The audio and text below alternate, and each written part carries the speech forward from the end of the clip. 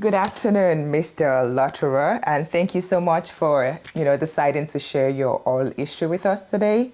My name is Mosunmola Ogunmolaji, and today is June 12, 2025. Again, thank you so much, and I guess we can start out with the first couple of questions. Oh, I may have missed out. We're from the Samuel Proctor Oral History Program at the University of Florida. From the what program? The Samuel Proctor Oral History Program. Okay. At the University of Florida. The University of Florida. So, thank you. So the first question we're going to ask you to tell us, what is your full name, and could you spell out your full name for us? Full name is Kenneth Robert Lauterer. Okay. Last name is Lauterer. Okay. So we're going to get right into it. I think the first question I would like to ask is, why is it important for you to document your oral history? Well, there are several reasons. First of all, I feel very fortunate to have been born when I was born and to have support people around me that gave me the opportunity to have a very good career. And I also understand that my great-grandparents came over from Germany in, best we can tell, around 1875. And it's always been a very big part of my life, even early on, to try and understand why they left Germany. Now, that's my paternal parents. My maternal parents came from Scotland and England.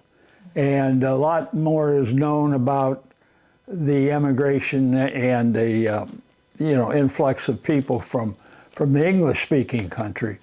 But I also came to learn that in Ohio, where I was born, the German ethnic group makes up the largest single ethnic population. It's something like 37 or 40% of the backgrounds are German. There's towns in eastern Ohio like Gnadenhutten. Now that's German for sure, and you know that's happening. Well, anyway, so I was interested in that, but my grandmother was born in around the 1900s, and well, wait a minute, make it that 1880, and I had the experience when I was in high school and junior high that she lived with us in our small house in Chagrin. Her husband had died. First husband had died, second husband, and we don't know what happened to him, but she had to raise her 3 kids on her own. So I had a close tie with that generation of hers. And I'm the middle of the Lauterers in North America in terms of generation. I'm the 3rd generation.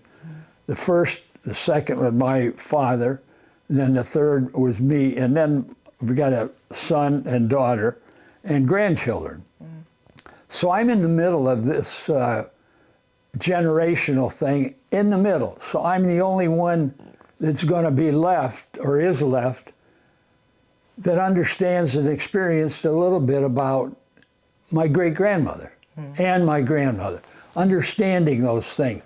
My grandchildren are not, and I don't even think they know about it, but they probably won't be interested in it anyway. So anyway, this is an opportunity for me to fill in that blank that as I was growing up, I didn't have anybody as a resource to do that.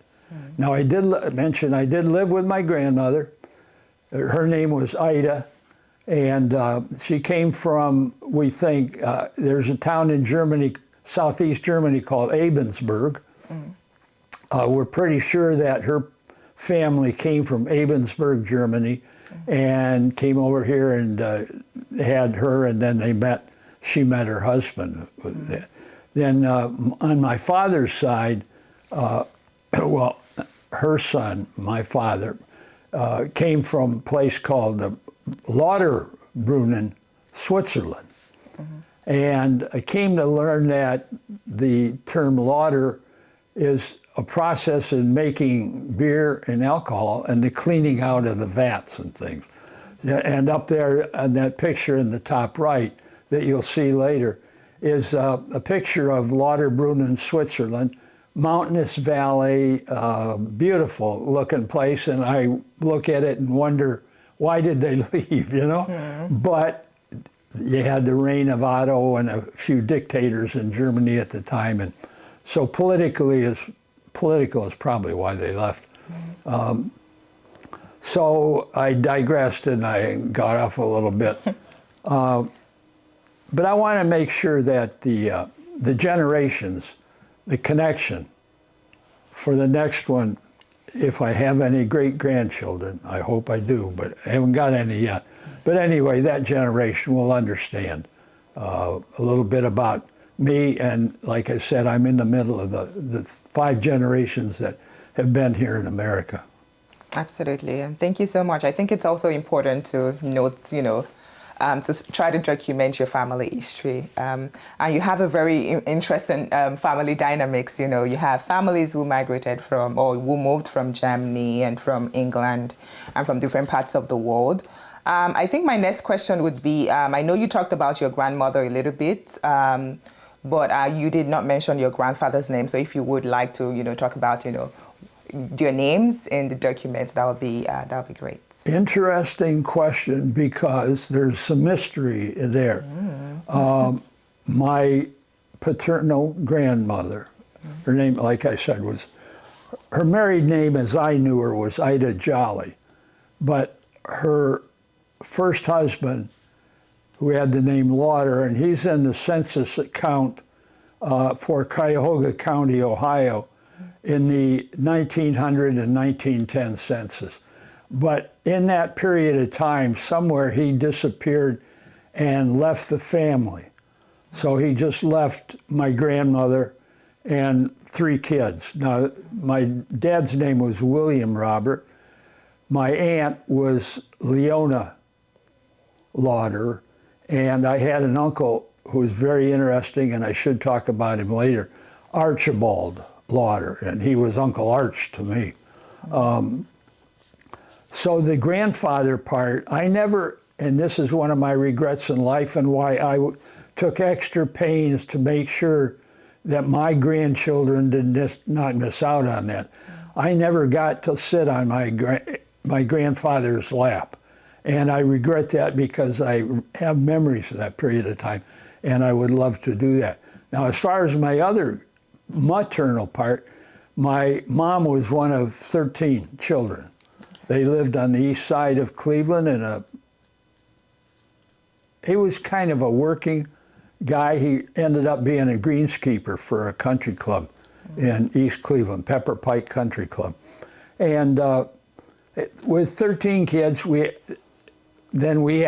had 52 cousins.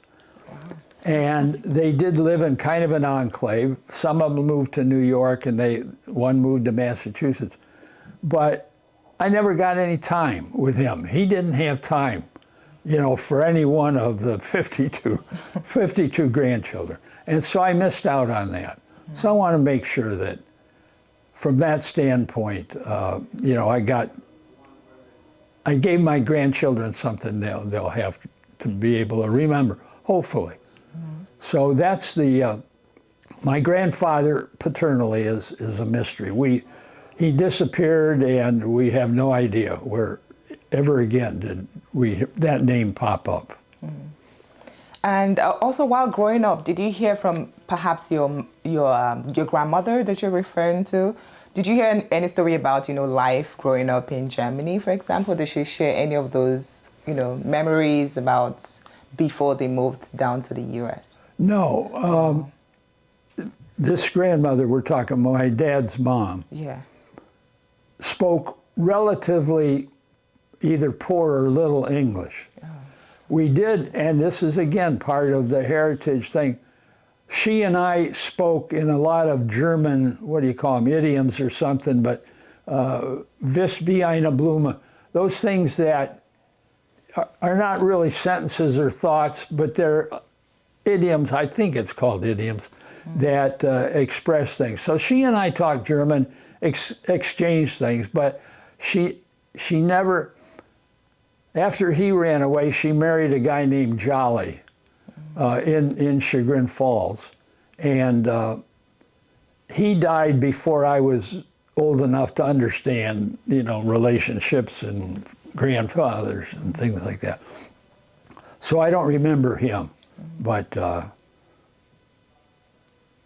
so I guess what I'm trying to say is she didn't have much history or information or capability of expressing things back beyond her time when she was growing up. Thank you so much for sharing that. And I also have a question. I know you had mentioned that, you know, Ohio, they have like this, you know, concentration of people who are from Germany. Germany, yeah. Yeah. Why do you think this was so during the, you know, the 19th century and then the 20th century? Well, I don't know about that part of it, but, and you'll learn later that my family and I lived in Australia for 3 years. And it wasn't migration, we weren't going there permanently. But I did find that people of one ethnic kind of group either accumulate like a magnet or spread out, and that's where they're comfortable. Now, like in Australia, they speak English, so what, you know, you'd think you'd feel comfortable, but their customs, their culture is different enough that you have to blend into it.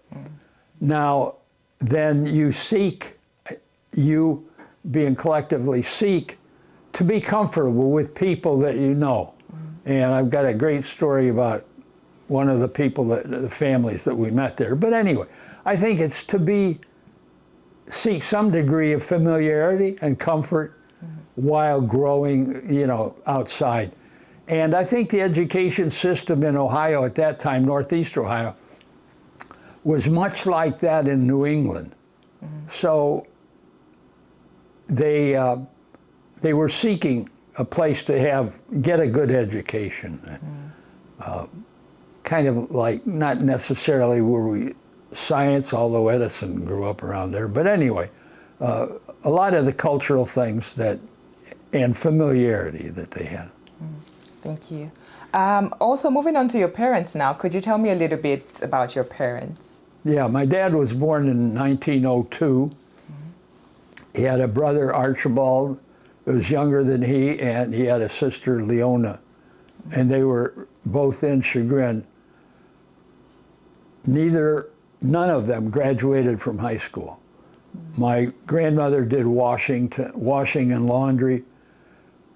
Chagrin itself was made up of a wealthy class of people, and I'll get into the education system later, but they had a very hard time. In fact, my father at one time told me that he was kind of delivered laundry, and that's a pretty embarrassing kind of job for somebody a young person living in a town like that.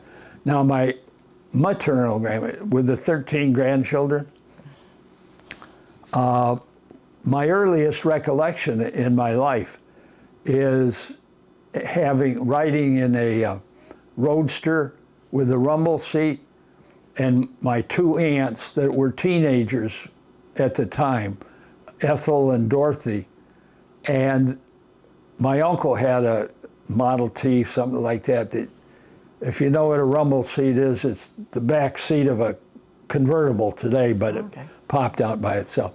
So that's my earliest recollection. And that had to be about 2 or 3 years old. And I can remember doing that very well. And then when I was 4, we moved to Toledo, Ohio, at the start of World War II.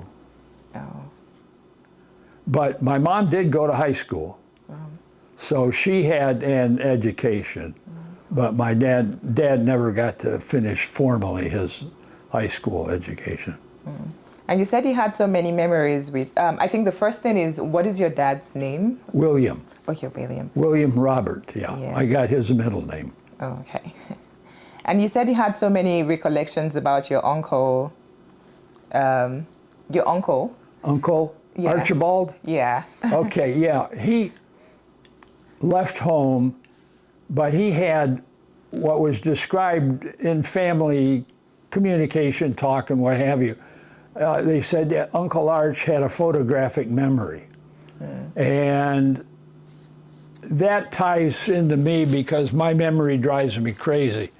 And it seems like I remember things that I shouldn't. But anyway, he never graduated from high school, but he was the stage director, his claim to fame, for Martha Graham dance troupe that played across the United States and Europe. We have records of his take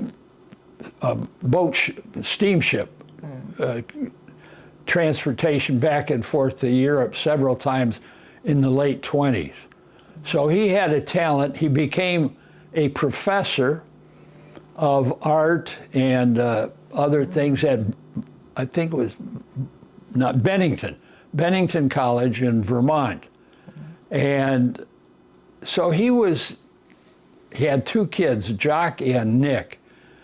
Jock, I remember, Nick got killed in a car accident when he was a teenager. But then he got divorced from their mother, and he followed another young lady to California. And he eventually taught in a college out there. So with no education, he rose to this point, and relatively famous group, the Martha Graham people. And it was just one of those characters that you talk about and you say, oh yeah, Uncle Arch, you know him. Do you have any personal recollection about, him being around or anything of such? Before, let's see, 38 would be 1940 to 42, prior to the start of our involvement in World War II. We lived very close to them on Bell Street in Chagrin Falls, Ohio. We had a house, and then on the corner, and then a couple houses up, they were there. But my recollection of them is that of a 4-year-old, and you can't attach much to that. Thank you. Except what we heard, like I mentioned, his photographic memory, and knowing some of his accomplishments. A little reckless period of his life. A lot of people have had that, I guess. Thank you. What would you want your children, your grandchildren to sort of understand about your family roots? If there's one thing you would want them to remember about your family roots, what would that be? Well, that's a good question, because my dad died in 1962, so Pete never got to know him. He was born in 1964, and Kristen was born in 1967. So they had very little experience and contact with my grandparents. And so we never got to talk about them much at all. We did have family reunions with my maternal grandparents and all the kids. But again, there were so many, 52 cousins and what have you, and it just didn't communicate that much between those. So all I can want them to remember, I guess, is that a period of time from the Depression to World War II, which I was affected by when we lived in Toledo, and up until the end of the war, it was just hardworking people. Thank you. Moving on to your life now, we've talked about, your grandparents and then your parents. But one of the questions we typically ask when we start out the interview is, when were you born and where were you born? I was born May 12, 1938, in that town right there. I was born in Chagrin Falls in a home that we lived in at the time. It was 412 Washington Street was the address. You have a very good That was memory. pretty specific. And, yeah. And for some reason, of course, again, I can start out now on my life, but when I was 4 years old, my dad, he was one of these educated people without being formally educated. So he had a very good job with Chase Bag Company. He ran the printing operation for a paper bag company. And if those of us who lived in those days, the 50s and 60s, remember gold medal flour and the yellow and blue printing. Well, he printed those bags. And so he had a very good reputation for being able to do that in the small town of Chagrin.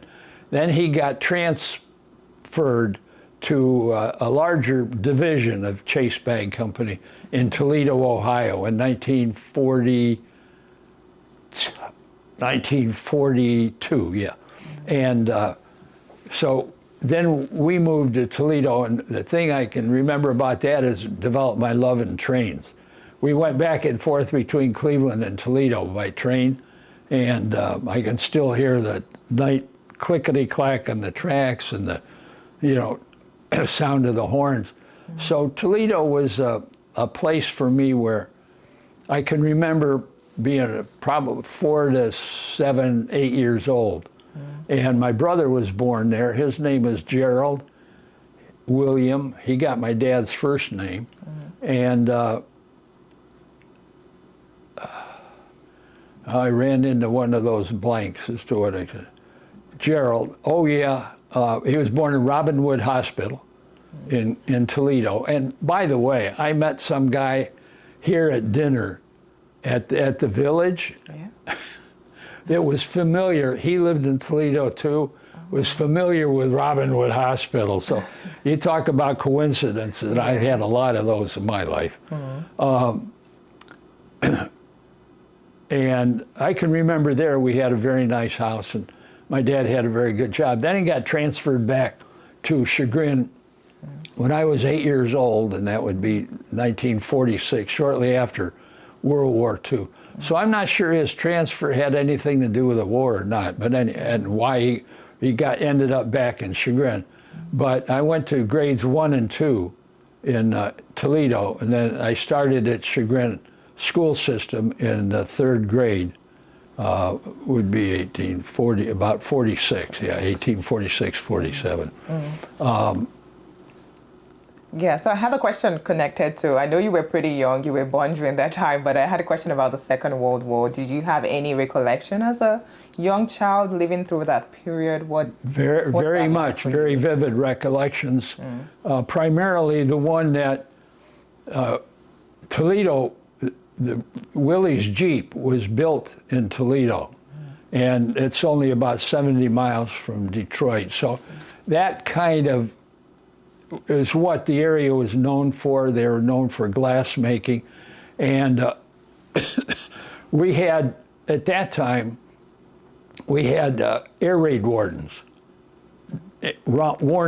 And so we had drills so that when the air raid sirens went off, we all went into all the lights went off in the house, and we went and kind of got around the gas stove, which had the pilot light on it.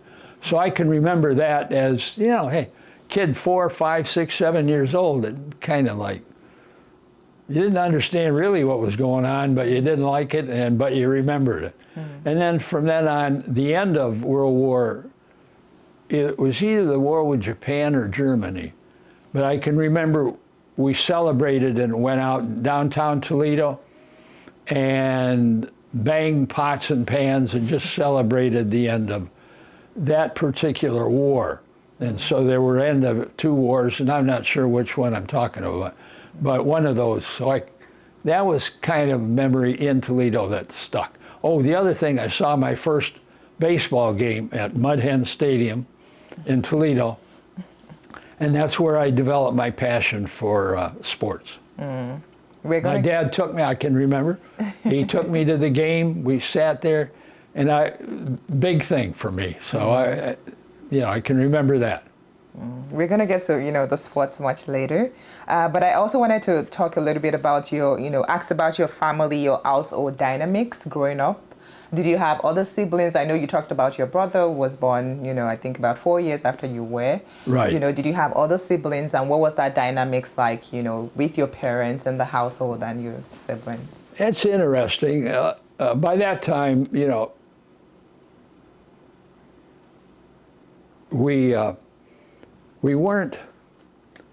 were 4 years apart. And I've spoken about this to other people. He was far enough behind me that we really didn't develop together. When I went into the third grade, he was still at home. Then by the time I got to junior high, or he got to grade school, I was almost in junior high. And then when I was in senior high, he was in junior high. So the dynamics between we were totally different people. I was outgoing and got good grades and all that kind of stuff, and he was a very quiet individual. I remember, though, my mom doing a good job. My dad was a loving man. I can remember sitting on his lap. I told you I didn't get to sit on my grandfather, but I can remember sitting on his lap, and the warmth and the feeling, I can still feel it.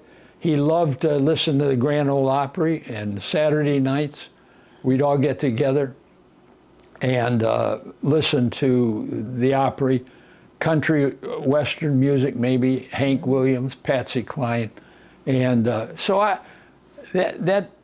we were a very close, very warm family. And I give my mom and dad a lot of credit for that, because we were nurtured properly. And the other part of being nurtured was this community that I keep talking about all the time, Chagrin Falls. But it was good and comfortable. Also, and I played athletics, my brother was 4 years behind, like I said, and just didn't have the same skill level that I had with the friends that I played. We played ball in the streets and things like that. So it was not it was a close relationship, but not a close relationship, if I can make that distinction, yeah. So you only had one sibling, which is your brother? Correct, yes. Okay. So talking about a little bit about Chagrin, what are your fondest recollection about growing up in Ohio during this period, and if there's anything memorable about growing up as a child? I was thinking about that this morning. I kind of likened, I spent 10 years in the Chagrin Falls education system, and I liken it to, for my life, like the booster rockets that we have now, the ones that are on the ground and get the initial lift off.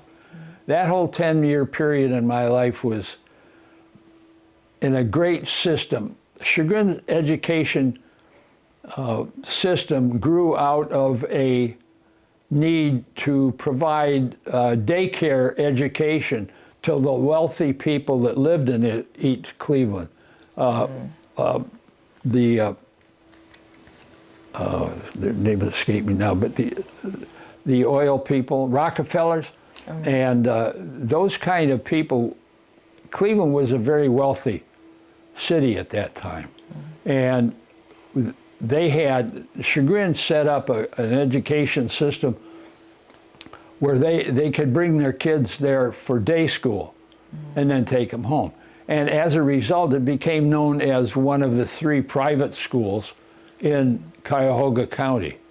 It wasn't a private school, but to satisfy the needs of those people, the educated people, and a lot of them were from New England, they had to get good teachers And we had the best teachers that you can imagine. I had Frida Hensley in 3rd grade, Edna Gifford, 5th grade. Our principal was, and they all had education from the good colleges around Cleveland, such as Hiram, not Otterbein, but anyway, I'll think of it later. They had a very good education, and they had a very good teaching capability. And they were so good that they earned, that system, they earned a status of exempted village schools, meaning that the state, they were exempt from the state regulations as far as curriculum and what have you. So the full name was Chagrin Falls Exempted Village Schools. Now, then when I got to high school, the same thing was the case. I mentioned my English teacher earlier, Elsa Jane Carroll. We had Mr. Wheatcraft was a terrific science teacher, Bill Lewandowski, who was mathematics. And it was at that time that I got a good education, and I won a spelling contest. I got, you know, in the 3rd grade, right? And got other kind of awards. And so I think I'll jump up to my sophomore year. Oh no, I should start out with my love of basketball. In the 6th grade, one of my friend's fathers decided he was going to get the team together, and we of 6th grade kids, and we'd go play small village schools around. And so we went over to a town called Solon for our first game, and we got beat 26-2, and Solon beat us, scored our only 2 points by making the basket in the wrong end of the court. I mention that because 6 years later, we went to the state finals tournament. So that began at that time. Coach Quisenberry, Ralph Quisenberry, who once was the coach of the year in Ohio, so Ralph Quisenberry, opened up the gym doors for us to play in the winter. And this was something that kind of school system could do. Let the kids in on the weekend and do, you know, keep them warm, maybe, and also keep them out of trouble. And so I played basketball. It started in the 6th grade, played in 7th and 8th grade. We had gym, played in gym class, and we had a regular league Quisenberry set up for us. Then the 9th, I played junior varsity basketball, and in the 10th, I started out in junior varsity, and I moved up to varsity as a sophomore. So coach was Don Hagan at the time, and I got a letter in basketball as my sophomore year, and that was the kind of start of formalizing.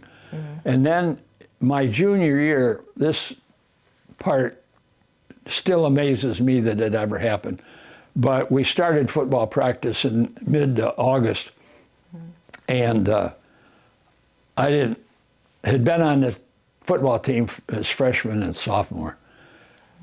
I didn't think much of it, but apparently somebody thought that I was good enough that I might be able to play on the varsity at that time.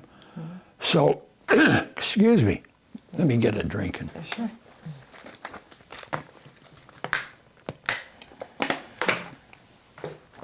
You can tell I'm starting getting emotional now and talk about this part of my life.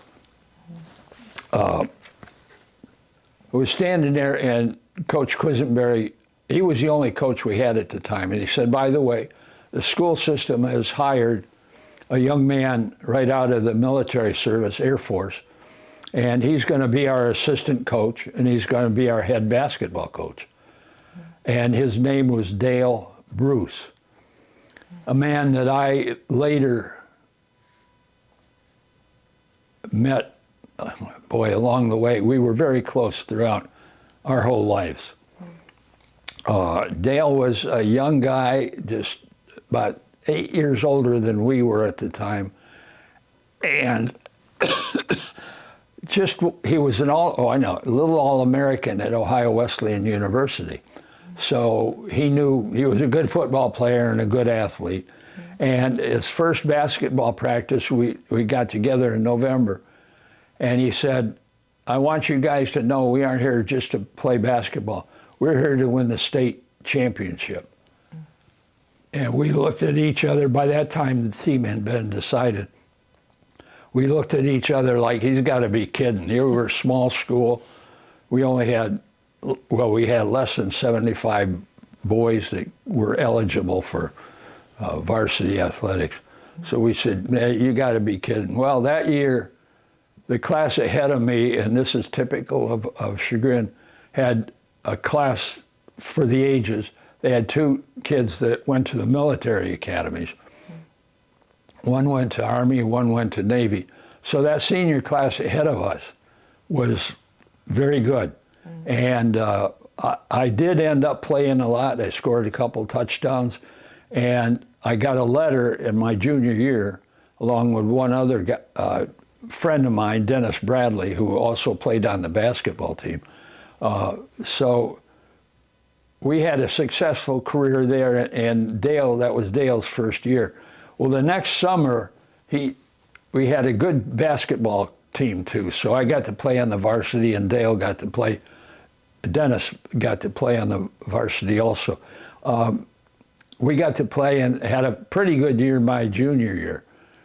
18-5 we were, I think. And then the next summer, Dale stayed in town and he got us to scrimmage, organized scrimmages, which wasn't allowed, but so we did it undercover. We went around East Cleveland and tried to find, it just happened to run into teams that were, you know, playing on the playground somewhere. So anyway, we had a good year, and he worked on us, so we had a good year in football. And then my senior year, we just kind of got together. Dale, that summer of between my junior and senior year, Dale and I worked out at the gym 2 days a week. He had a fraternity brother at Ohio Wesleyan that was a good center, and he taught me how to be a good center in basketball. The guy's name was Judd Milhone, and he taught me how to do things, use my hands, things like that they had to do with the fundamentals of basketball. Well, we went on that year to, the first game we had was Thanksgiving Eve, my senior year. And he had had gotten to know the coaches in Cleveland.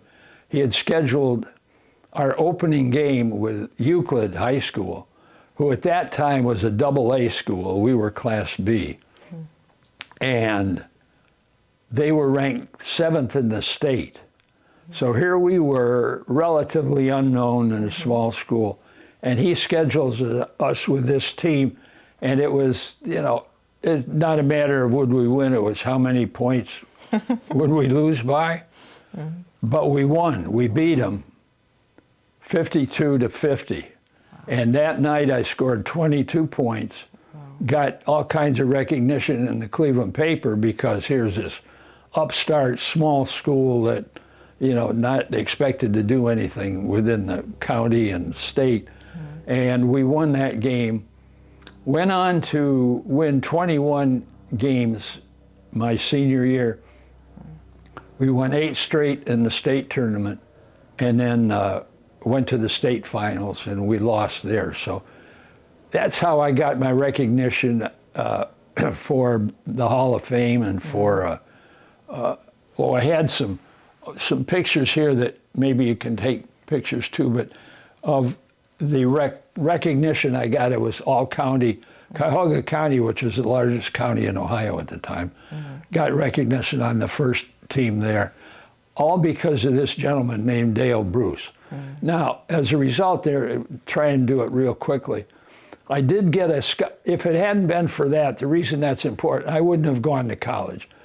My parents did not have the money to send me to college, nor did they have the wherewithal to understand how you do that. I happened to be connected. I got a lot of visibility and what have you. And my football coach, Ralph Quisenberry, was the center and captain of Bowling Green's football team back in after World War II. He was an army sergeant in Europe in World War II, and then he got a job at Chagrin. I mentioned they went out and got good people, and so he got me a scholarship to Bowling Green my first year. Other than that, I would not have even gone to college. Well, I wasn't good enough to play in college at Bowling Green. They were in the Mid-America Conference, and they played nationally. They were a very good school. So along comes Dale Bruce after my freshman year and said, I understand you're not too happy there in Bowling Green. It's a big school. Would you be interested in going to Ohio Wesleyan? And I said, look, I'll be interested in going anywhere, and it sounds like a smaller school. And so I ended up going. He got me scholarship money from alumni clubs and things like that to pay my tuition and books. And so I ended up at Ohio Wesleyan, played varsity basketball there because my junior and senior year, freshmen couldn't play if they transferred. They had to sit out a year. So I got to Ohio Wesleyan, graduated from there, and that was the rocket liftoff thing that I mentioned. Yeah. Those years that I grew up in that system, people, there's a book out, I think Hillary Clinton wrote it, called It Takes a Village, and we were the village of Chagrin Falls.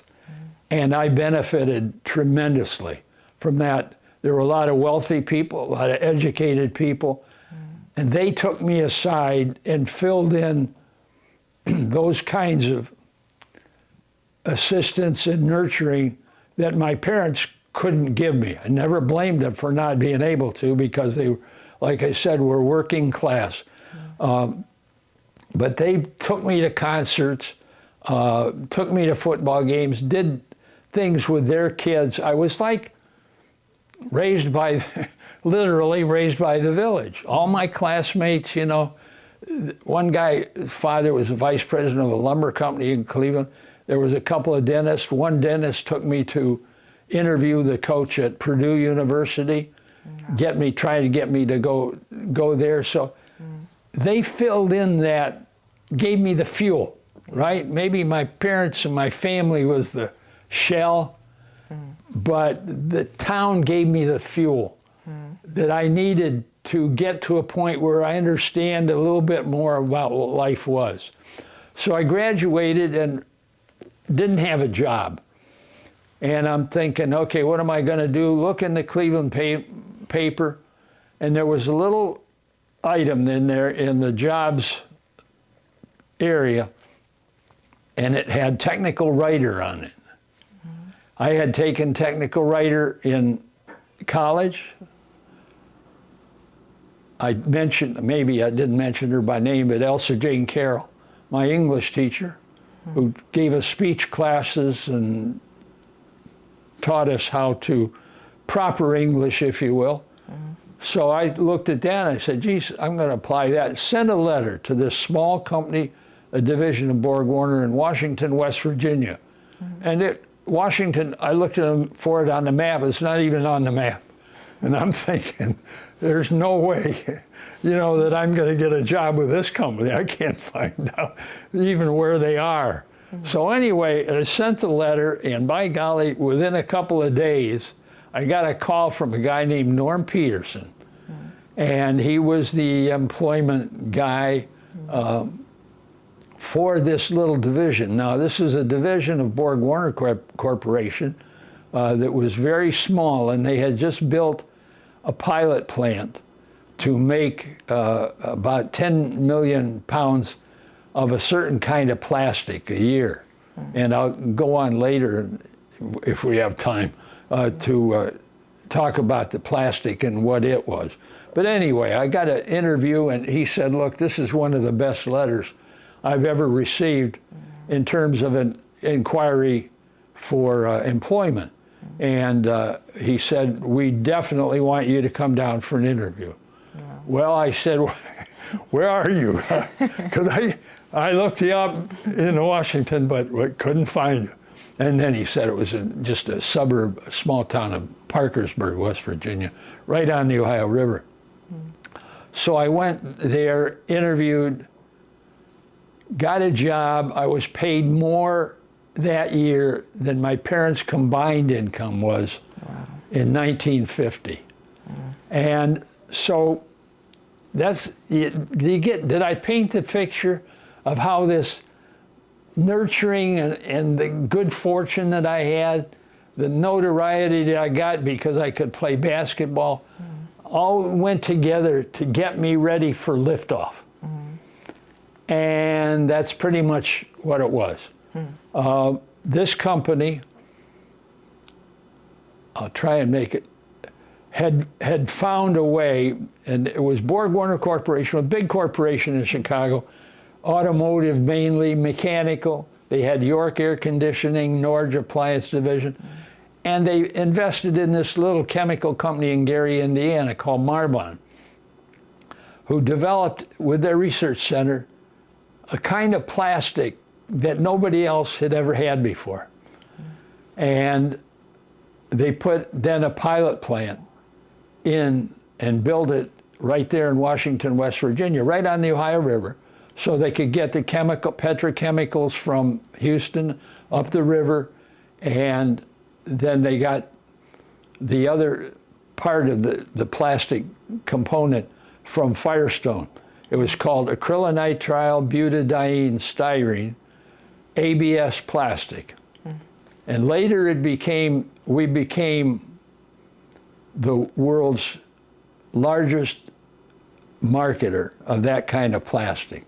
It was called Cyclac, and there were a lot of, Vaughn Monroe had TV commercials of a small Walkman transistor radio. He'd walk up on a ladder and drop it, and the case wouldn't break. That was made of Cyclac. Women's shoe heels. The big break started when those of us, most of the people here in this complex village, remember when the Princess phones came out from AT&T. Prior to that time, you could have a phone any color as long as it was black. The plastic that was used in the phone at the housing at that time, you couldn't color it. It would not accept pigments and what have you. Well, they came along with this plastic called ABS, acrylonitrile butadiene styrene, combination of the three that made a tough, hard, rigid, good-looking plastic. And we got Bell Labs, Western Electric, had wanted to come out with a colored phone. They were getting tired. People were decorating their houses now, and so they came out with these colors.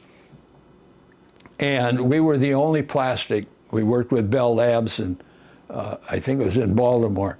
Only plastic that passed their requirements of what they wanted. You get it in any color they wanted.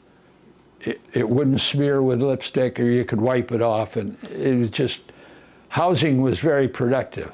So that was our big breakthrough. We went from shipping in 1,000-pound containers to rail cars. And that got us off. And from there, I'm trying to think of some of the other, small appliance housings. Prior to that time, and that leads me into the overall bigger picture even, prior to that time, the only material you could use to make those kind of housing, protective and what have you, were die-cast metals. And if you know anything about processing metals, it's not easy. You have to heat them, and then there's the manufacturing cost with the plastic is a big part of, or with the metals, die-cast metals, is a big part of the cost of the whole thing. Well, with plastic, our plastic, you could just injection mold this handle-like. It comes out of the mold ready to use, any color you want. So what we did was we embarked, even though we didn't know it at the time, on replacing a significant segment of American industry, and that was die-cast metals. Our company was smart enough to recognize what they had You had some very intelligent leadership at the time that BorgWarner hired to put in charge of the group. We hired basically technical people from the die-cast industry in Chicago, made them what we called tech service engineers to help our customers understand how to process the material.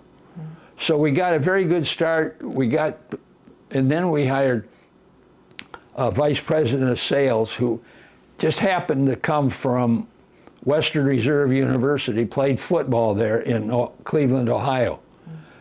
Athletic thinking, promotion thinking as sales executive and vice president.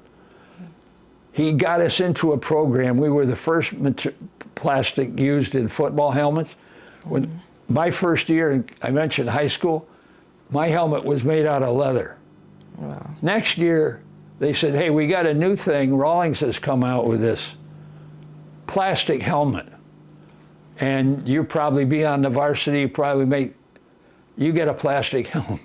And it was made out of this ABS material that I'm talking about. We were the only ones that making it at that time.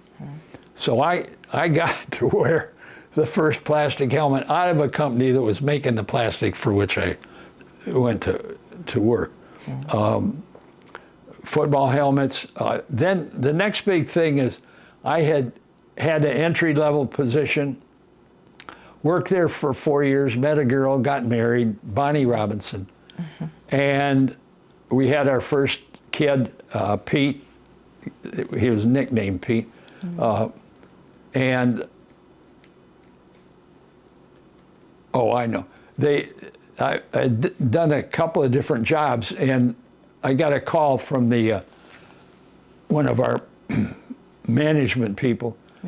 Who we were setting up a sales division in Detroit, go after the automotive industry.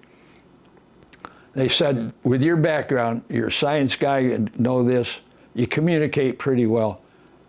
We'd like you to move to Detroit, and here's what we got to do. We got to talk to automotive product design engineers because they don't know anything about plastics at that time. I went in to see people like, I remember, never forget this, Harold McGrath at Buick Motor in Flint, Michigan. He was the head materials guy. And I just had an interview with him, introducing our company and what our material was and what have you. And he said, by the way, can you X-ray a plastic part and tell me if it's any good? And I had told him, I said, no, Harold, we can't do that because our material is transparent to X-rays. What they had done is in metal castings, they could X-ray the casting, and if they could identify voids in it because it was prone to cooling differently, and you'd have void in it, and that made the part no good. And so that's where his card said metallurgist on it. They didn't even have a plastic guy in the whole Buick product development area. So that's where we started. Then I was given, we had a serendipitous kind of development and finding, discovery. One of our guys in the lab left a plastic plaque by accident in a batch of sulfuric acid and copper overnight. Came in the next morning and said, look at this. Whatever this solution is we got here, the copper deposited on the plastic.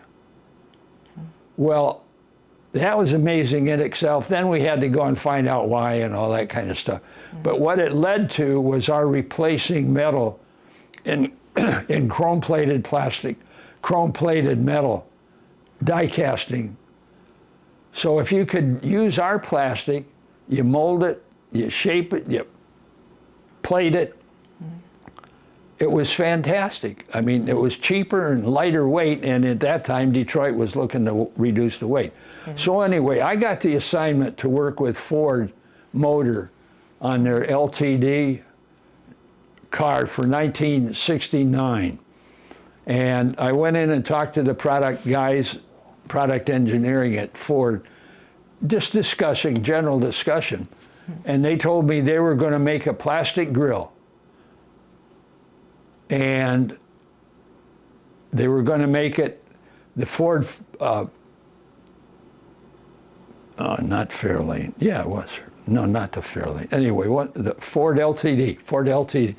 They were going to make the whole grill out of plastic, where it had been metal before, either stamped metal or cast metal, and we're going to chrome plate it.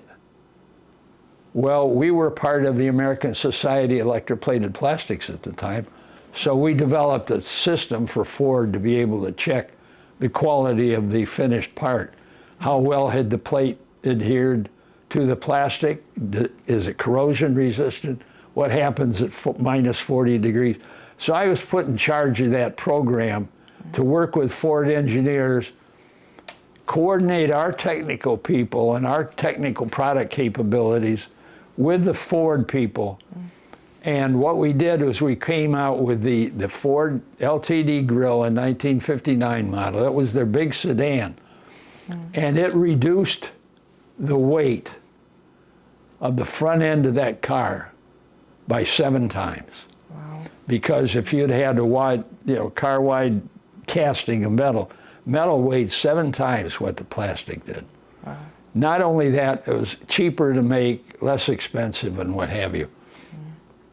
So I got that program going, and then they told me, okay, we want you to move to Grand Rapids to get some sales experience.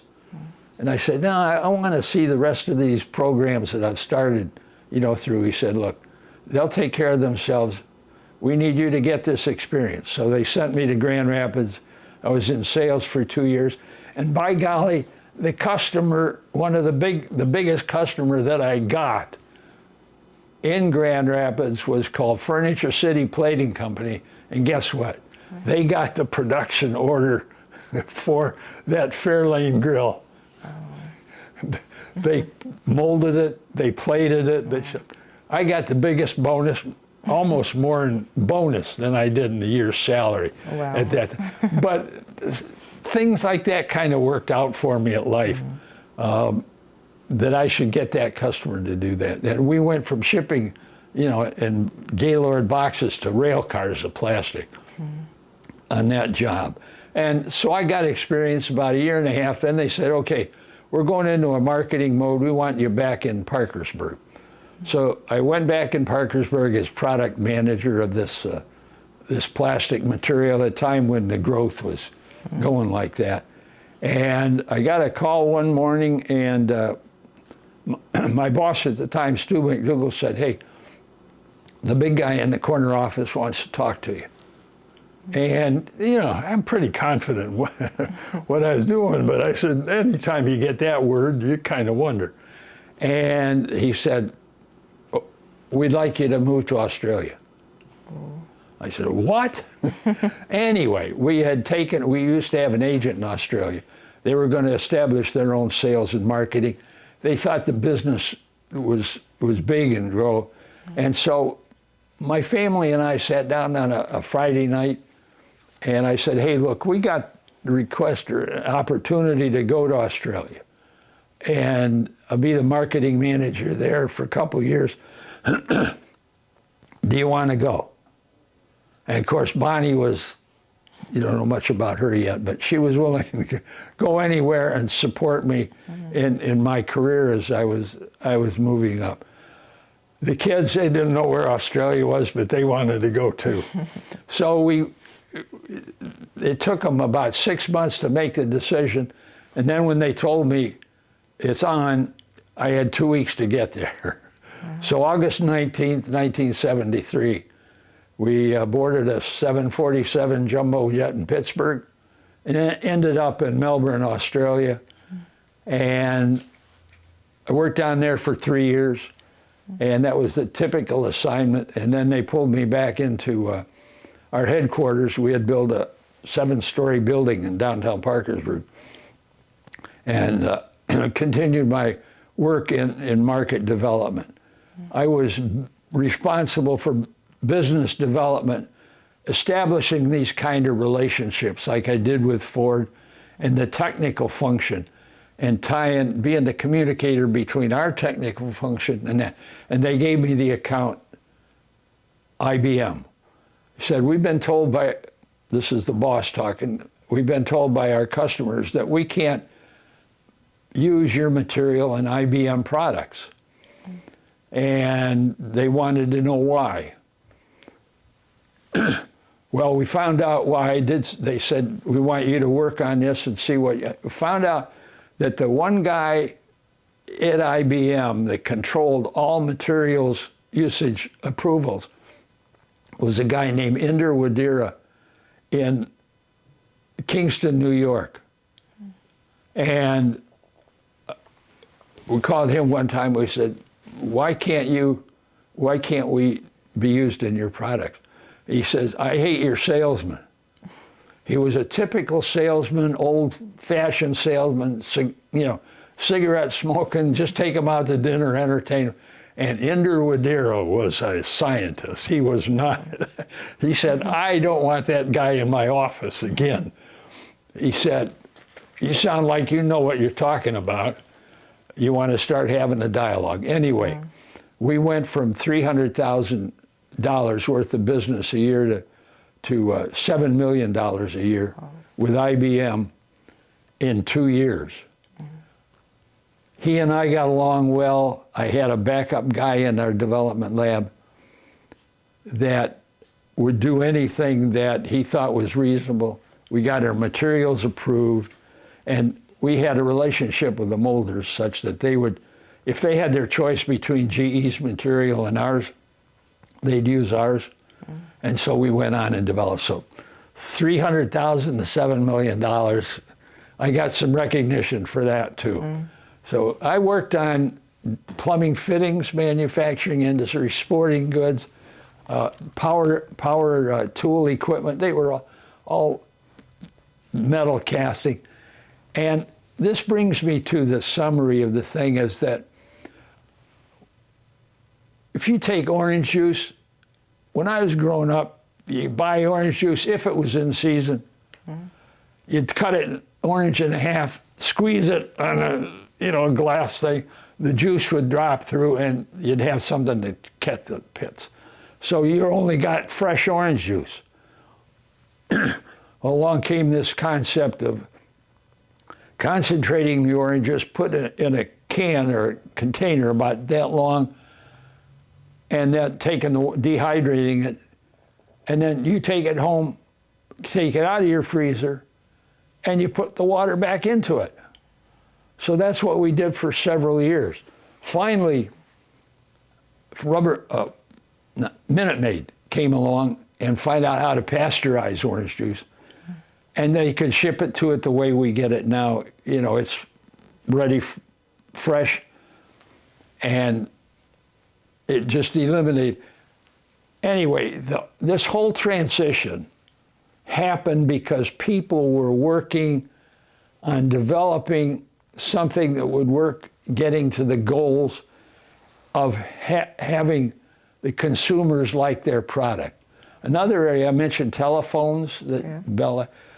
Lady shoe heels. I don't know if you know about spike shoe heels that went through here in the 60s and 70s in the US. They were our material. Wow. We learned how to make it, and they were, about that high, very skinny. You could paint them any color you wanted because our plastic received paint very well. And all kinds of consumer items. So, and people, it changed the whole styling industry of women's shoes without them really knowing what the heck went on in the background. And this is what I feel I contributed. I don't know, not necessarily to society, but in a way, I was in the background working with the product development people, getting big manufacturers to learn how to use our material for their benefit, either to get market share, get customers, lower costs, whatever it was. But people don't know that. All they see are the surface changes. I was behind this background in a lot of ways. Our material and the injection molding plastic, right now you can't hardly find a zinc die casting. You don't need it. You got plastic. And we used to say it's tough, hard, and rigid and lasts forever. And today's recognition of plastic is, damn that stuff, it's no good, it lasts forever. We even see microplastic in the ocean. Right. How you solve that problem, I don't know. But things change. When they change visibly, there's always all this went on in the background. I spent, 15, 20 years working with product engineers and engineering functions on getting this beneficial product into a lot of consumer markets. And that's one of the things that, that I wanted to kind of share and get that. I often kid my kids, I said, hey, this plastic bought you a lot of sneakers, it bought you a couple bikes, and did this, and without even, recognizing that there was somebody, many people, working together to make these changes. It's like this plastic bottle right here. We had a developmental project that we came upon, our research guys found we could make something like this. And so I was, show you that I did have some responsibility. I was summoned into a meeting of our vice president of manufacturing, marketing, the president, purchasing, into a meeting and decide whether or not we had the wherewithal and our product was good enough to compete with these products for plastic packaging like this, like we see a lot of it, right? Clear plastic. As it turned out, our product wasn't good enough and was a little bit more expensive. This is made from what they call polyethylene terephthalate. That's a mouthful, but that's kind of a nifty little product here. Lightweight, right? This wall is so thin. Glass, in glass it'd weigh 7 times. I could probably, I could lift it. But it would be difficult to lift a glass jar, that's it. So those things happen. You don't know what the long-term consequences are. But anyway. So that, boy, I digressed, didn't I? But I told you I was going to get into that. And that's one of the legacies, things I want to leave behind is that if anybody is interested in researching change and researching how things happen, behind the scenes, why they happen, most of the reasons they happen are a combination of economics. It's got to be less expensive than what you were using, right? Yeah. You don't want to make it more expensive to do the same job. Economics, lightweight, back in the 70s, reducing the weight in automobiles, it went from 4,000 pounds to 3,200 because of the plastic grill. Today you can't find a car without a plastic grill. The whole front end is injection molded plastic, rubber type plastic in one piece. They mold it, they take it out of the mold, they stick it on the front of the car and the headlamps go through and what have you. It's got all of the fastening mechanisms in it and everything. So anyway, in a word for plastics industry, it's a devil and it's a God. It's, you know, funded a lot of growth and things for me. And so I'll quit on that and let you ask another question if you got one, or are you ready to go? No, I had some follow-up questions, but thank you so much for sharing about, you know, sharing your experience and, you know, the transformation with plastic. It's a transitional, it's profound, but it's kind of subterranean. Yeah, so I wanted to just go back a little bit to, you know, college. I think one of the things we didn't get was, when did you, you know, get into college, and what did you study in college? I think we may have missed that too. Well, good question. Yeah. I got into college in 1956. I went to Bowling Green, and I went from a high school of, my class was 59 when we graduated. And I went to Bowling Green, and it was 1,700 in the freshman class when we got together the first day. And the president, you know, got up and addressed us, and he said, look to your right, look to your left, and two of you three are not going to be here in 4 years. Well, I was one of the three that wasn't there. Of course, I had reason, basketball, but so then I graduated from Ohio Wesleyan in 1960. I started out, I wanted to be a pharmacist, so I started out majoring in chemistry. Then I got to organic chemistry. I looked at some of those books and I said, oh, I don't recognize all those diagrams they got in there, polymers and what have you. And I had always been interested in earth sciences. So I said, I think I'll major in geology. So I majored in geology, but I love physics, I love calculus, I love science in general.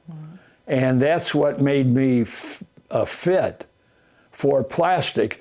At the time, in 1960, you could not get a degree in polymer chemistry or polymer plastics from any university in the US.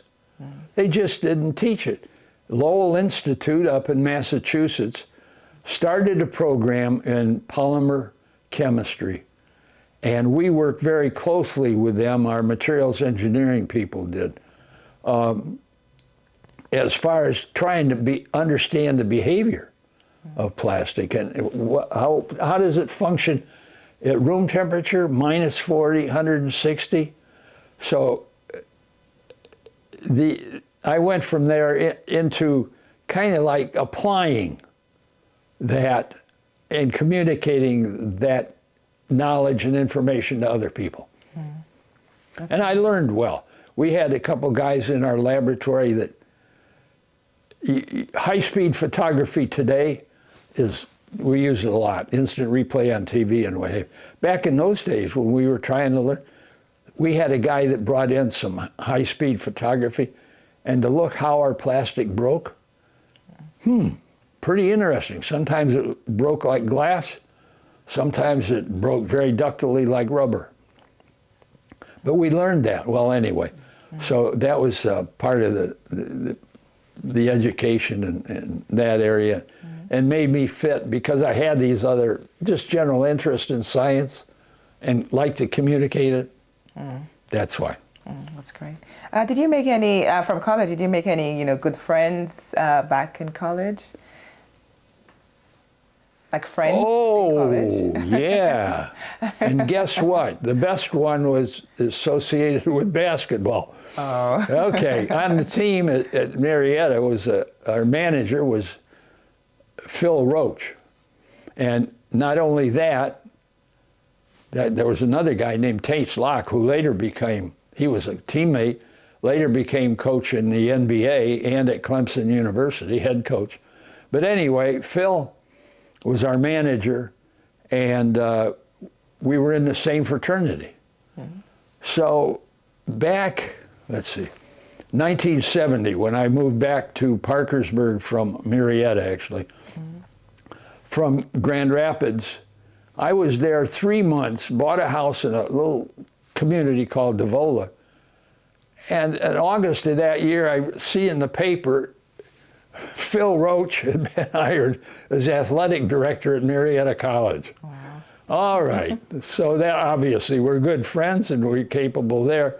And then I went to Australia. When I came back, he was head basketball coach, and he made me, asked me, I was their official scorer for the basketball team. So that's pretty close and kept me close to the game. And in fact, my son, we named him Pete, nickname, because he was actually Kenneth Lauterer Jr., which if I had it to do over again, I wouldn't. But anyway, we wouldn't. But anyway, Pete was a very good basketball player too. He played basketball in Australia. He played at Marietta High School, was a starting guard, and then he developed Osgood-Schlatters disease, which we don't hear much of anymore, but anyway, it's a disease where the blood does not get transmitted into the bones, and it's very painful. So I found out he made the freshman team at Marietta College, but had to quit because of pain and he never played competitive athletics again. But anyway, so yes, very good friend. And you know what? I got another little story to tell you. When he moved in, okay, Pete was, I'm going to say 10 years old, 7, 8, 10. I went down to his house, and he said, oh, by the way, I'd like you to meet my daughter, Jennifer. Holy mackerel, Jennifer is the same age as Pete, and my imagination went wild. This would be crazy if they ended up liking each other, which they didn't, but they were classmates at Marietta High School. So in more ways than one, we became very good friends. That's great. But he kept following me around. In fact, I was transferred to Orlando. About a year later, he gets the athletic director job at Rollins College in Orlando. And I traveled with the Rollins College basketball team for a couple trips and things. So he was one guy I couldn't get rid of. You talk about a good friend. He was like glue. And right, you know, another thing, we bought a cottage up in near Boone, North Carolina. He retired up in Nashville. And we even had dinner at the Swiss Alps in North Carolina together at times. That's great. Yeah, that's friendship. That's right. So I also wanted to ask questions about, I know you talked about like your wife and, you know, when you gave birth, you know, a little bit about your family now, you know, how did you meet your wife, you know, when did you decide to get married, and, you know, talk about your kids too as well. That's a story too, and I'll make it. I met her on January 1st, 1963. And that's significant because it's New Year's Day, for one thing, right? But the little background to that, I was sharing an apartment with an associate at work, 2 bachelors, and that's all we could do. Couldn't even heat water, I don't think, together.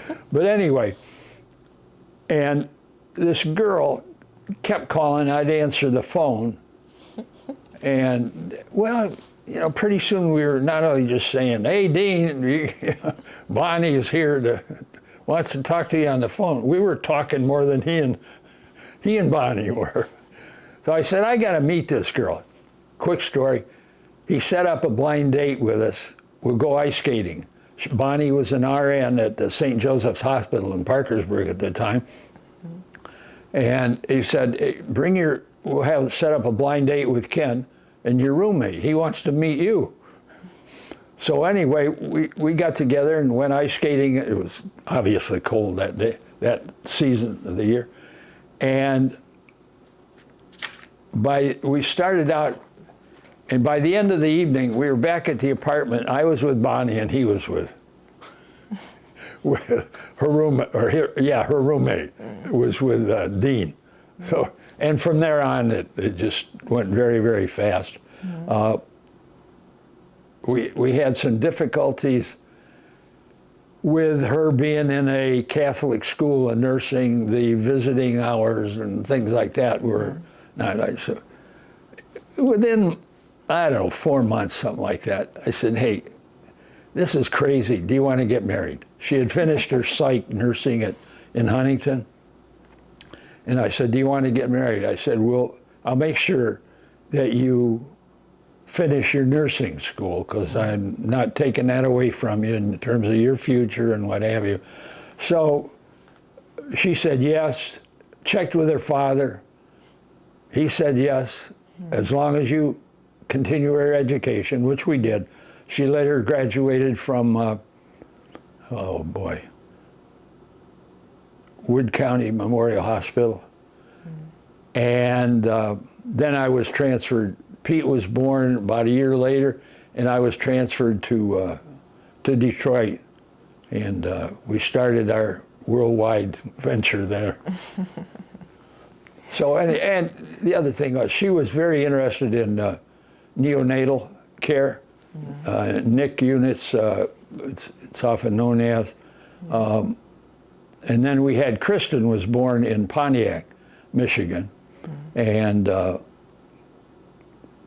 she was born in '67, and only 2 years old when we moved to Grand Rapids. No, she was only 1 year old. So anyway, that's a quick capsule of that. And the other thing about Bonnie, we're going to have a wake, celebration of life for her. Got it working now. My daughter lives here in town, our daughter, and she died in April 26. I don't know if I didn't mention that before, but that this year, or? So we're going to have a wake for her. So sorry. There. But she was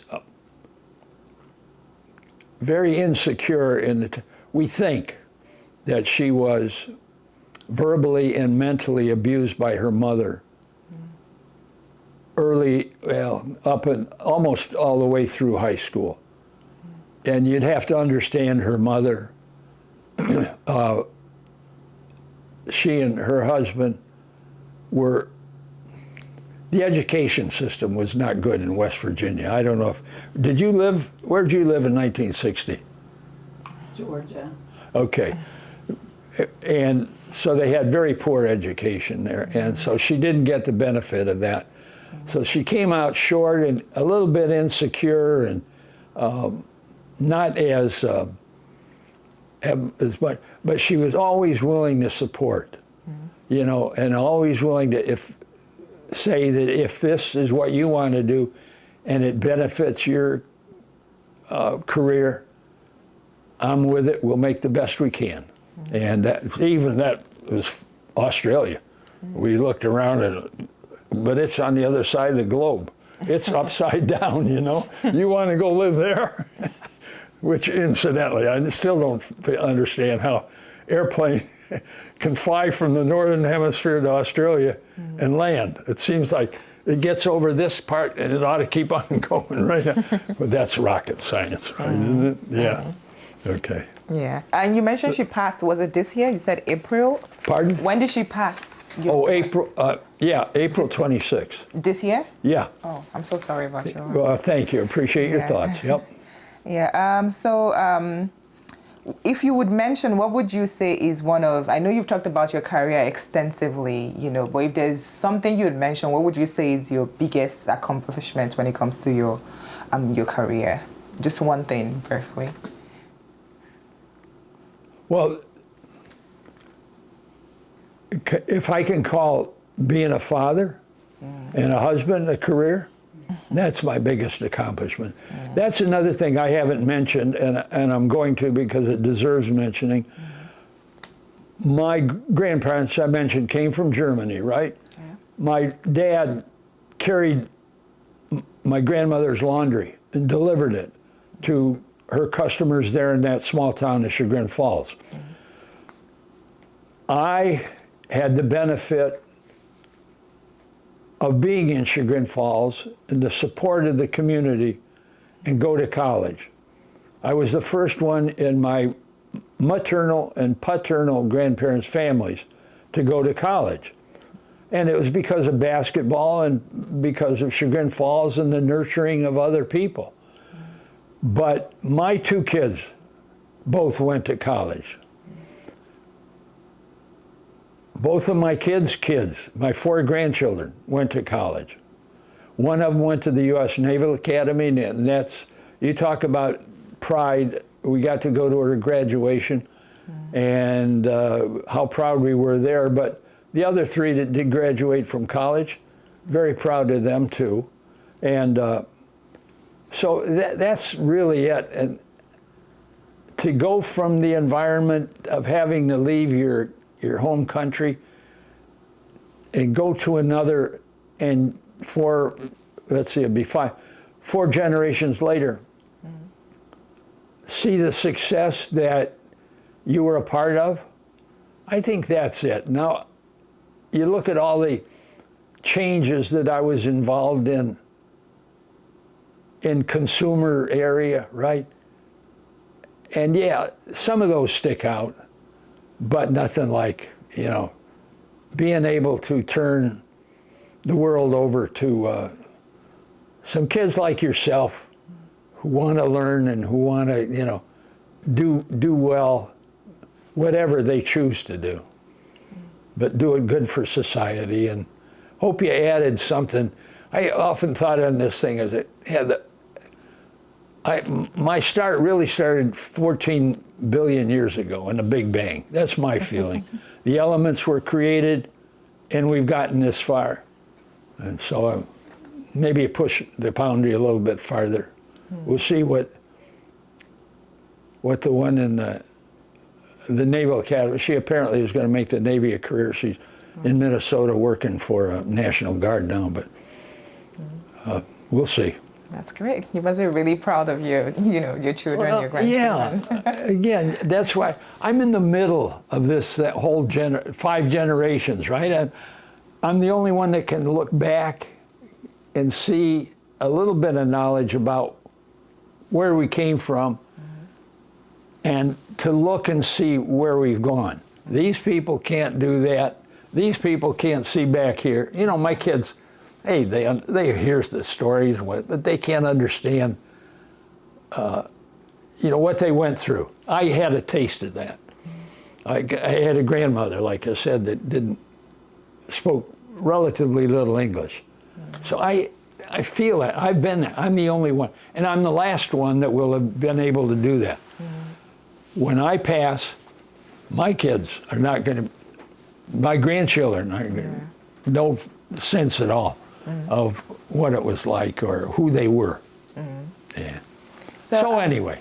Yeah. See, I don't have any short answers, do I? Well, that's great, though. So talking about life at the village now, could you tell us a little bit about, what does life feel like living here in a retirement community? How did you hear about the village? When did you move in? Well, I'll start with my daughter and her husband graduated from the University of Miami. And they worked for Dade County for 10 years. And they decided that they wanted to have children, but they weren't going to raise them in Dade County. So they had twins, moved to Alachua County. Ramesh got a job. And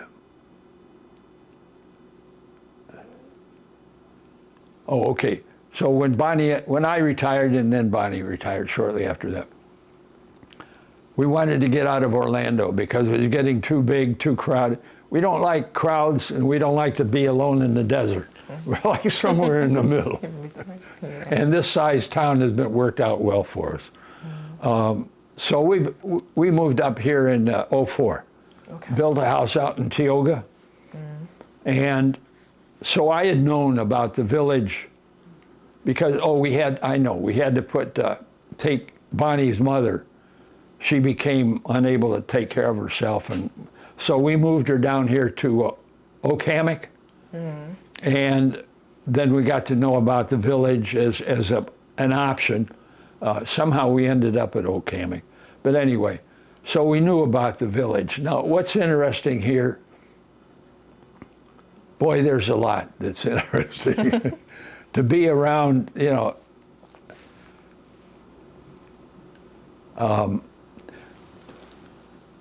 I want to get this in, and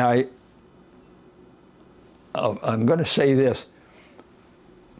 I remember very well, and it came from all places, a TV show. And the closing scene, the guy asked the gal that he met, he had known her before, "How are you?" And she responded, said, "I'm not as happy as in times past I might have been, but I'm not sad." And that describes it here. That's the motto. In fact, I've got it written up on the wall here on a notepad. That's my attitude here. There's, I don't know, I hear anywhere from 350 to 500 people. And they're all here. All those people that were out in the world, they're here. They're just older. Different interests, different personalities. I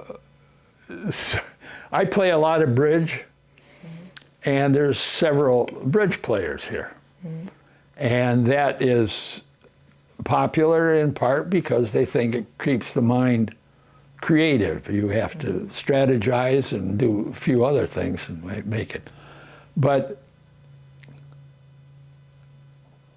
it's as good an ending, I guess, as I can think of. Knowing that I could no longer take care of myself.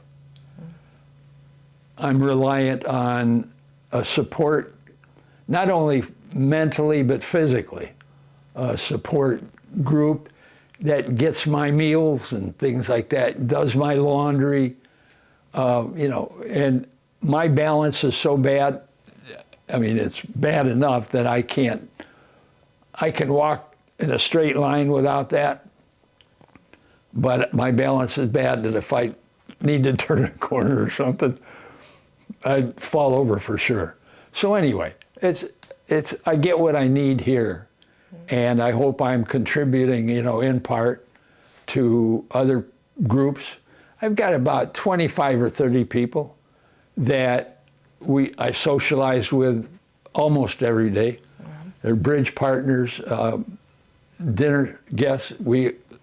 I choose to sit at a family table, which is made up of, over a period of time, different people. Anybody's welcome. The first 6 to get to this one table, you know, that's who we eat with, and you get to know people. I think if I had to think of a shortcoming, it's like in many areas of business, the management, of course, this place has just been sold. I don't know if you know that. Oh. It's no longer a Santa Fe retirement community. Oh. It's a Fortress investment company or something. Oh.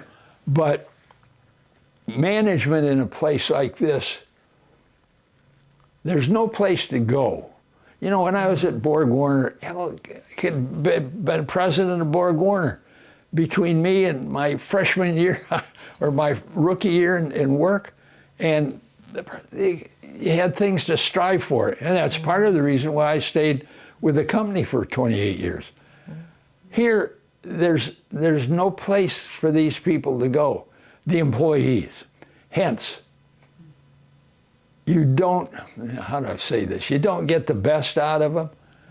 Many are here just to pick up a paycheck, and that sounds bad, but in a way, it's true too.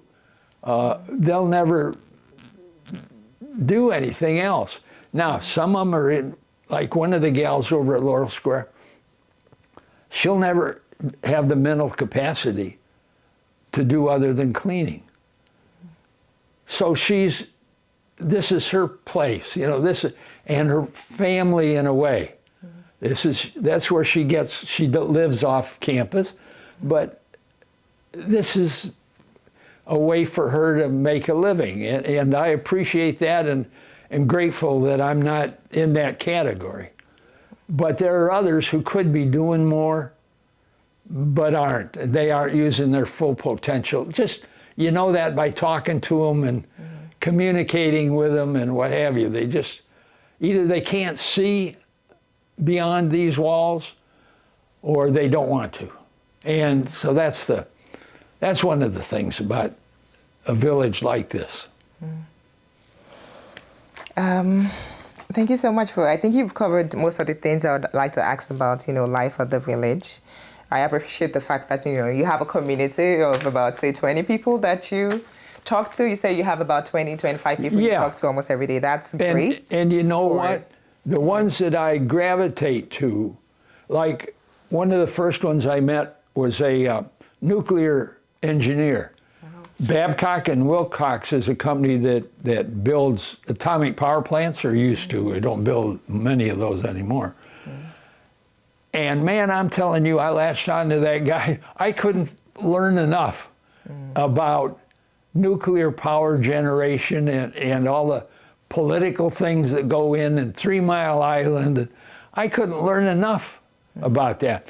Another guy started the neonatal infant care here at Shands Hospital. Wow. Love to talk to him about, because Bonnie was in that. So, how do I say it? And then there are others I just saw. One guy was a social director for a cruise line or a travel company, something like that. I'm not going to get much out of him, except he's just a good guy, Yeah. And I also met well, anyway, I'll skip that one. That's not that important. Yeah, thank you. Okay. So I think finally, in wrapping up now, I know you've talked about some of the things that you're most grateful for, but I think, what would be your advice for, say, younger people or younger generations generally about, experiencing life and, what it feels like to eventually be retired? What would be your advice to, younger generations?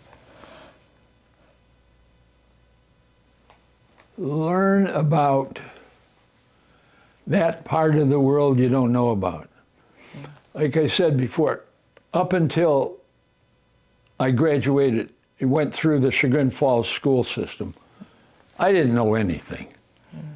I mean, I literally did not know anything about it. Because my mom and dad, my mom worked at the high school cafeteria. She worked for a baker in town who owned their own bakery. Very good friends, still not friends because they're passed on too now. My dad was deprived of that. In fact, we think that between the ages of 10 and 20, he was a hobo somewhere for reasons that we kind of put the pieces together. Learn, ask questions, find people that you think will guide you and can teach you about what the real world is like out there. I did not have that.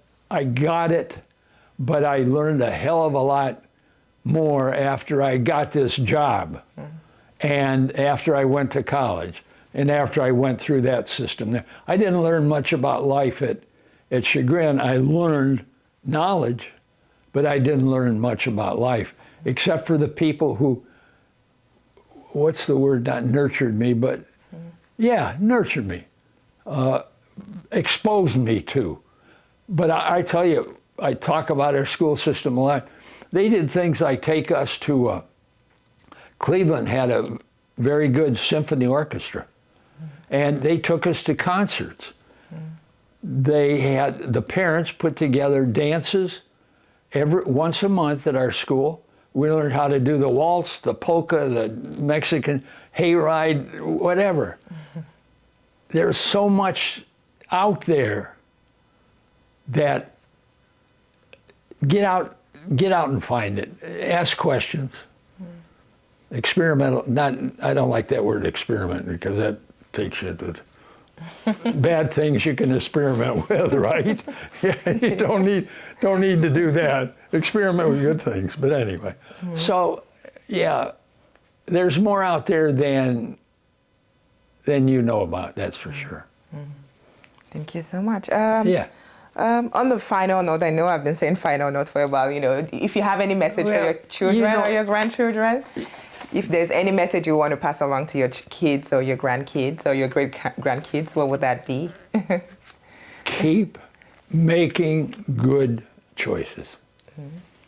Now, my daughter's two kids they're just scientists or something. My Savannah is in medical school at the University of Vermont. She got her degree in pathology or something like that. So she works in the lab, but she's going on in advancement. So she's got that inquisitive. Garrett is working for the U.S. Fish and Wildlife Service out in Washington.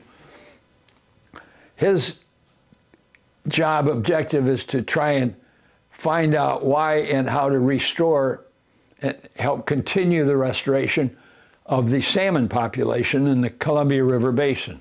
So they've got these. Now, my son was a business major. He started his own business and became very successful at it. My daughter-in-law is a #1 salesperson. She ended up being a real regional sales manager for General Mills. So they've all, the younger ones, just out of college a couple years, but Pete's about 4 or 5 years older, they're further on the thing. And Megan in the Navy, and Emily, Emily has this big business sense. She's now manager and part co-owner somehow in an investment program of a Chick-fil-A franchise in Columbia, South Carolina. So she's got this expanded vision of management and, like her mom being a regional manager for General Mills. She's got this vision out there. Pete, his vision was dollars, and he'd work hard, supposedly, but being on business for himself, he started a home inspection business up in Charlotte, North Carolina. But he majored in business at Marietta College.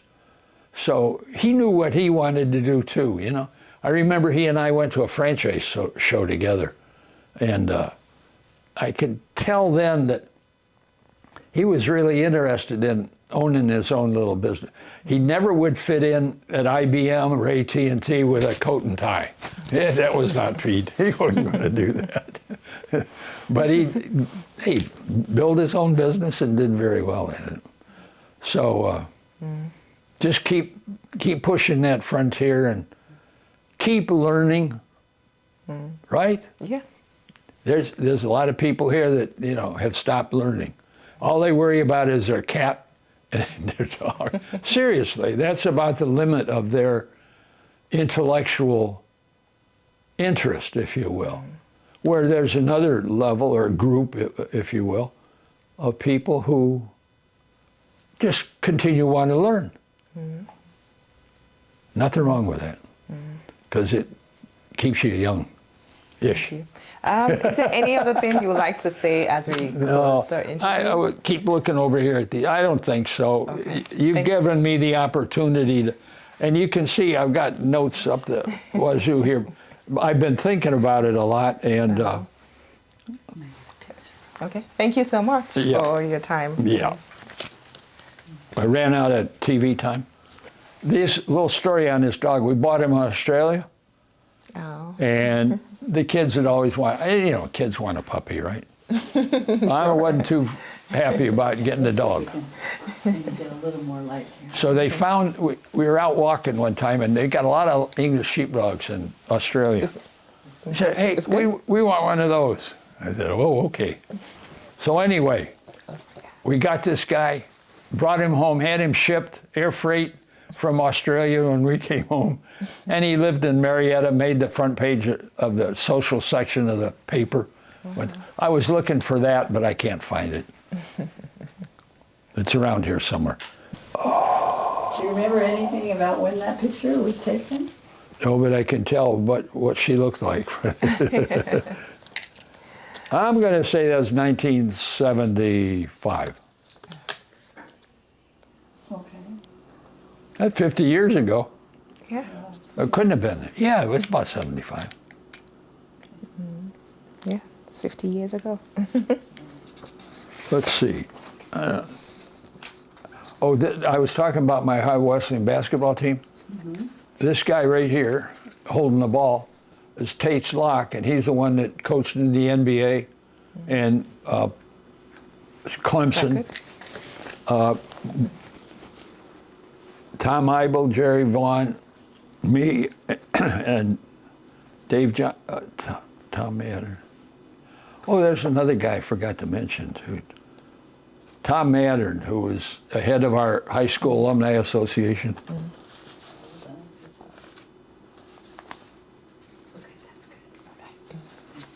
Here's one I'm really proud of.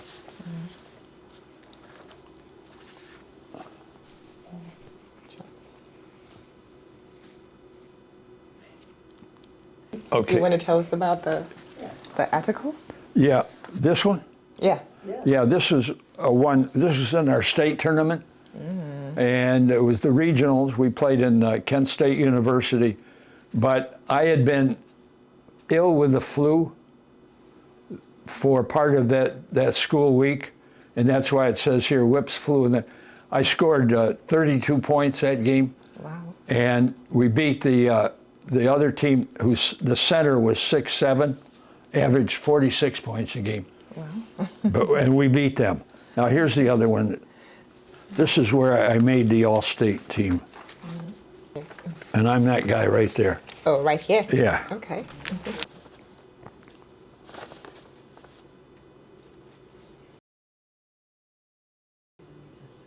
Okay, and this one I'm really proud of too, and it goes in part with my personality, but the one of the Cleveland sports writers, high school sports, came out and said, look, we want to do a story on you.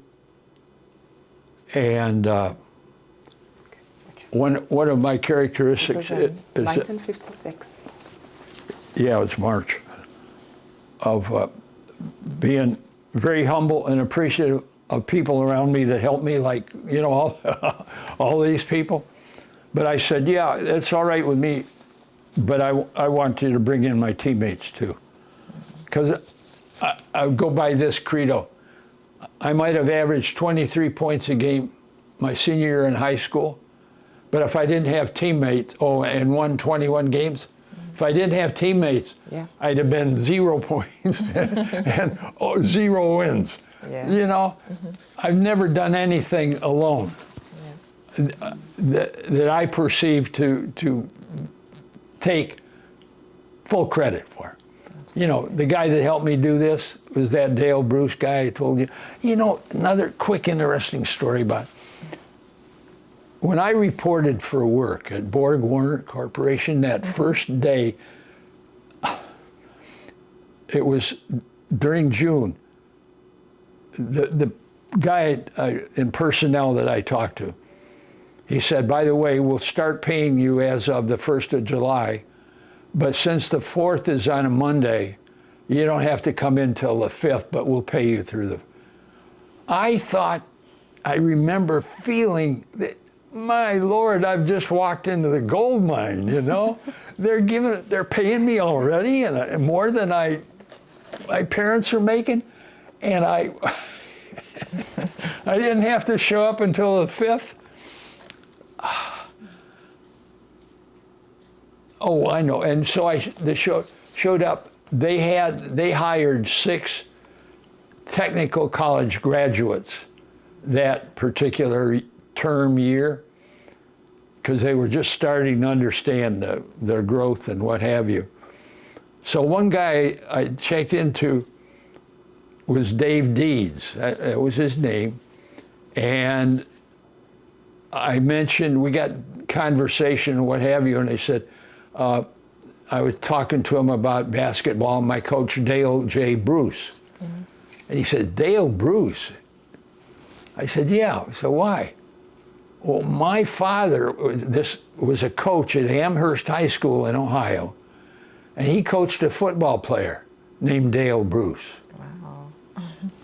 Can you imagine this guy goes to Iowa, goes to Europe, comes back, takes the first job he gets a chance to take. He becomes one of my main mentors. He has been coached by the father of this guy who I eventually became best man at his wedding. And the same way with that executive sales guy I told you about. He went to Western Reserve University. That's a Cleveland school.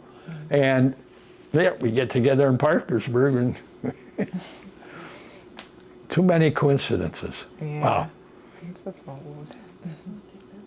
So thank you so much again. Hey, well, look, obviously I've been like building up a volcano, you know, just, and I've got a memory. I can't forget things. I don't know why it is. And if I think of one thing, it leads me to another, which may or may not be associated with one. So anyway, so yeah, and you've answered or helped me do something. I think that I was afraid that, well, not afraid. I had thought that in the past, the kids, you know, if they have any great-grandchildren for me, won't be able to ever know. And that I'm not comfortable with that thought.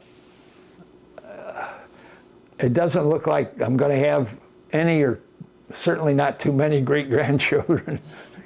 But if I do, I hope that there's some linkage. And also, I've talked to a friend of mine lives in the village that was a neighbor of mine in Chagrin growing up. He was 2 years behind me in high school. And we're thinking next February will be the 70th anniversary of our state championship run team. So, and we've got a strong alumni association, which incidentally, my inauguration out there, I was inaugurated in the first class ever of the Athletic Hall of Fame. And I'm in there with that football coach I mentioned before, Ralph Quisenberry. He had died at the time, but I sat next to his wife, Peggy, at our inauguration dinner. The principal, Sam Gurney, a track and field athlete from the 20s, Bill Williamson,